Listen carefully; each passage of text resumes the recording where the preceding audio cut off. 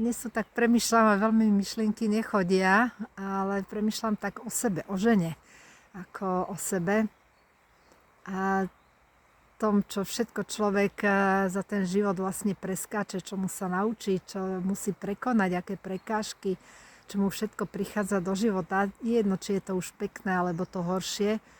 A čo si potom človek vlastne z toho všetkého berie ďalej a možno to aj predáva tým svojim potomkom, najmä ženy tým svojim dcéram, alebo možno aj vnúčkám.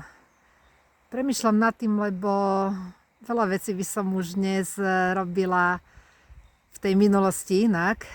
Človek má iné skúsenosti, iný pohľad na svet, iné vedomosti. Ale faktom zostáva, že učíme sa každý deň a častokrát je to len o tom, aby sme si uvedomili, či je to tak alebo onak. Robíme najlepšie, ako vieme, a to je podstatné.